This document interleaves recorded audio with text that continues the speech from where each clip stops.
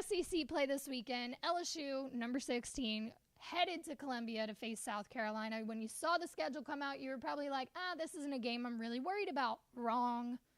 Why do I say wrong? Well, did you watch the first half of the game versus Nichols? Yes, Garrett Nussmeier threw for over 300 yards. Yes, he threw for 6 touchdowns. The first half, specifically the defense, buddy.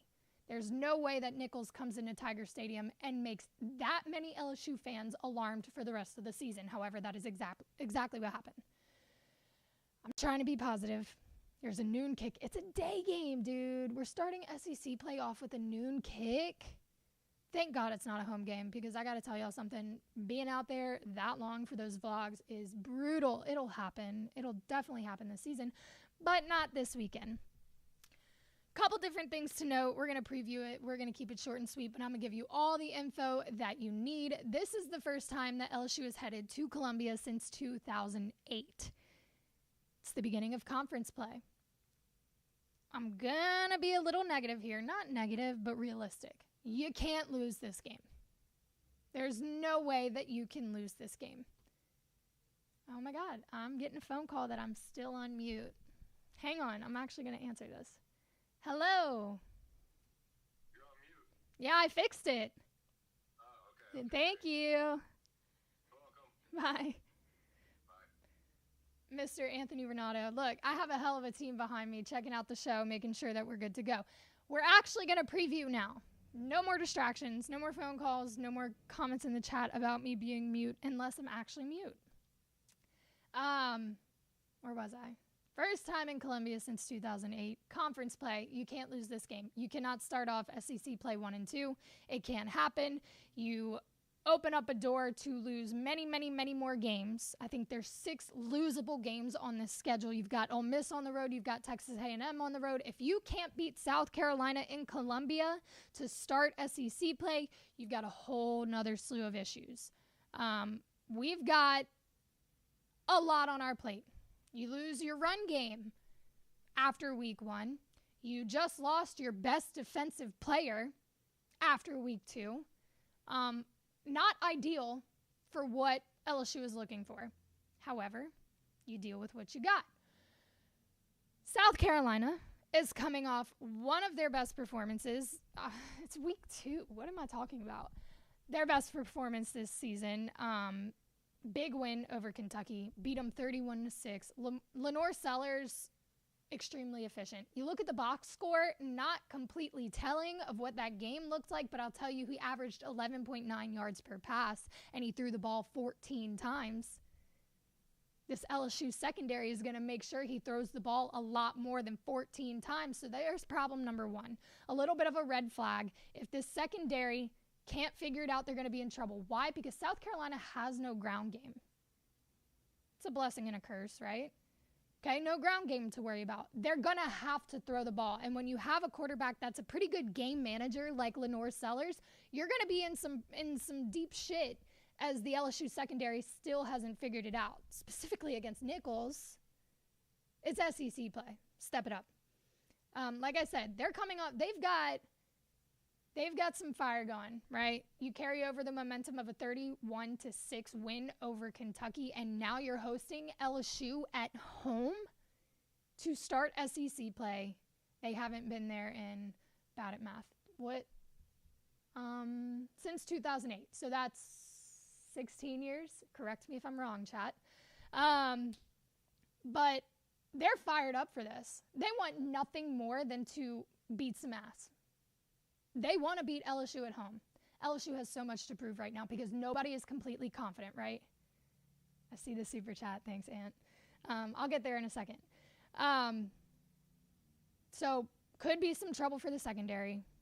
And then this is where the spotlight is. This is what's going to make this game good.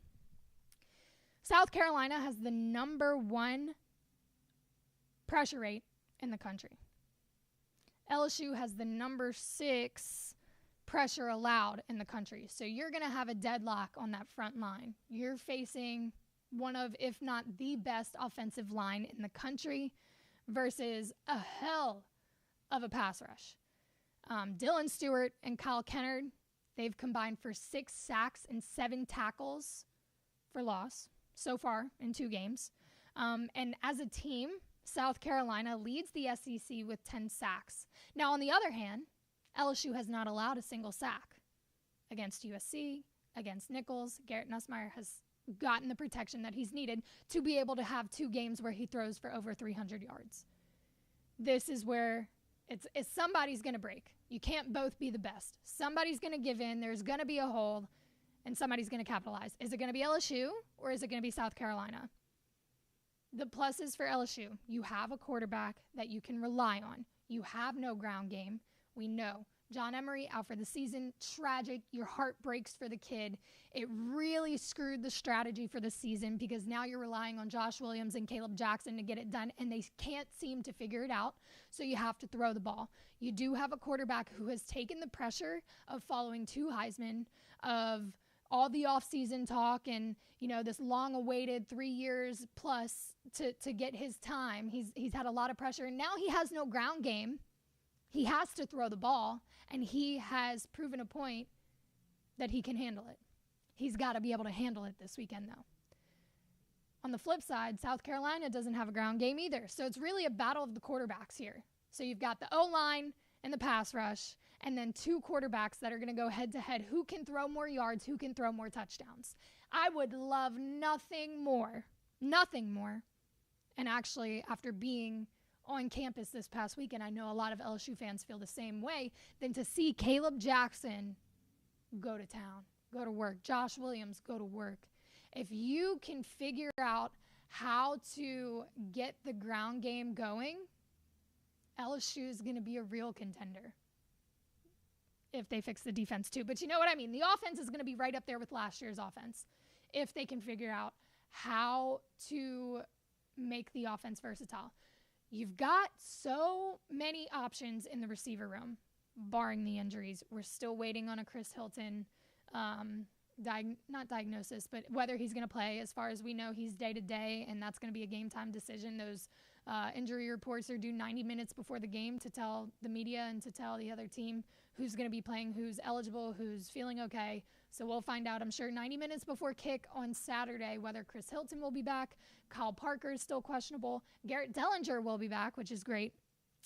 But I think the biggest hole that we have to worry about is not having Jacoby and Guillory on the defense. The defense was already a question. There were already holes, even with your best defensive lineman there.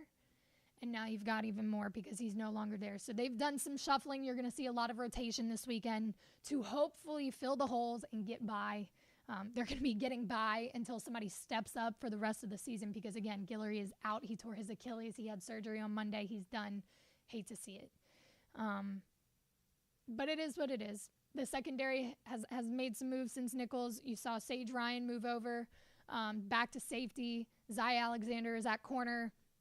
A lot of different things. But this is going to be a real test. A real test. I'm not saying Lenore Sellers is a Heisman quarterback, but he's a game manager, and they are more than capable of finding the holes on LSU's defense and capitalizing, especially because they don't have a ground game, so they have no option but to throw against a secondary that hasn't figured it out yet. That could be your issue. It's going to be interesting to see if the Tigers ever figure out the ground game, and I hate to say that. But, I mean, you lose RB1 in week 1, and against a team like Nichols, you can't establish a run game. It's going to be really hard to do it now that conference play has come around. I hope I'm wrong. I really do. But just to emphasize what I mean when I say we don't have a ground game, we are one of 11 teams in college football and the only team in the SEC who doesn't have a rushing touchdown. The game is going to be in the hands of the quarterbacks for both teams. So again, just to highlight keys here, Garrett Nussmeier has to step up as he's done the past 2 weeks. The O-line has to be firing on all cylinders because they're facing the best pass rushing unit in the SEC right now. If they can go a step further, and again, I don't know that it's going to be this game because of that matchup, but if they can go a step further and create holes for these running backs to get through, That'd be a plus. I'm not expecting to see that. So Garrett Nussmeier, expect to see a lot of balls aired out on both sides. Expect South Carolina to try to capitalize on LSU's secondary, and expect to see a damn good fight on the front line with LSU on offense and South Carolina on defense. I'll be honest with you. I know I've sounded pretty negative this whole entire time. Not negative, realistic. I'm giving you the facts. I think LSU does come out with a win solely because there's a lot on the line. You guys know we do the game day vlogs, and they're all fun and games, and we're out there drinking and cooking and connecting with the fan base. But I also ask questions about thoughts on the team and, some controversial questions. And I asked quite a few people about Brian Kelly and what they thought. And the majority of people are not happy with where LSU football stands. Again, we're going into week 3, so everyone settle down, but not super ecstatic about the performance we've seen so far. And I asked, hey, is Brian Kelly on the hot seat just for shits and giggles, right? And there was an overwhelming response of, yeah. That was before the Nichols game, so a bit dramatic. But after the Nichols game, you got to figure something out. This cannot continue, especially into conference play. However, I do think LSU wins. Going back to your question now, 10 minutes later, how many wins for LSU this year? God. I'm scared to answer this, to be completely honest. But I'm going to say, I think this weekend really decides that answer. Because if we don't win this weekend, I don't know that we hit the 10-win mark, which is crazy. Go back to preseason when the media was asking Will Campbell about how many wins LSU was going to have, and he said 10 is average here. 10 is good in other places, but 10 gets people fired here and replaced here. So if they lose, here's my answer for you, straightforward. If they lose to South Carolina this weekend, I don't think we hit 10 wins. If we win, then I think we hit 10. I don't know that I'm going to catch fire for this, some heat for this, but I don't know that this team is good enough for more than 10 wins solely because you just lost 2 star players, 2 key pieces on both the offense and the defense. Jacobian Guillory is a hard hit. John Emery, that's headlines, right? There goes LSU's ground game. The offense is down to a pass attack. The defense was already slightly in shambles, and now you lose one of your best defensive linemen. We have challenge after challenge stacked ahead of us. I hope I'm wrong. I hope we make the playoffs. I hope we are a real contender for postseason play, and I hope we have more than 10 wins. But I'm going to say 10. I think it's going to be 10. And if they win this weekend, they lose this weekend, I don't know that we hit 10. Because I don't know that they have the motivation to figure it out if you go into SEC play 1 and 2. Controversial, y'all can fight with me. That's fine. That's how I feel. And I'm always transparent with y'all. But I do think they pull it out this weekend. I feel like I'm contradicting myself. No, I'm giving you the facts, and giving you a heads up of, hey, this is where the Gamecocks could capitalize. These are the red flags. LSU is more than capable of figuring it out. And I believe in Garrett Nussmeier. I was iffy before this season, but he's done a hell of a job, and the O-line is something serious. Think that's about it. I cannot believe for the first 5 minutes I was mute, but you guys stuck around, so I do appreciate that. We will be back on Monday with, hopefully, a Victory Monday breakdown of Saturday's game, and hopefully we're 2-1 and 1-0 in SEC play. I'm going to put it out into the universe. I'm going to manifest it. LSU Tigers getting a win over the Gamecocks this weekend. Before we go, I do want to let y'all know what else we got going on. If you missed it, the first Valley Vision Game Day vlog of the season did release on Wednesday. It's a pretty good one. We've got some loaded stuff lined up for the rest of the season. If you tailgate, let us know where you tailgate. We like to highlight the biggest tailgates, the craziest people, the biggest LSU fans. We love connecting with y'all. That's been a great way for us to build this community. So definitely hit us up on Instagram or leave a comment. Let us know where you're going to be, and we'll get you in the next one. Every home game, we're out there making content. And then, in case you didn't know, Valley Vision is only one of Culture Media's shows, Up and In, hosted by Anthony Renato, who has so kindly hopped in the chat, let me know that I was mute, and then super chatted, appreciate you, hosts his own podcast where he talks to the top athletes, coaches, entrepreneurs, business people. He has a lot of great conversations, and a lot of times it is with LSU athletes. So releasing either late tonight or tomorrow morning, depending on how fast we can upload. Thank you, technology. He did a sit-down interview with Flo Deckers, LSU women's tennis.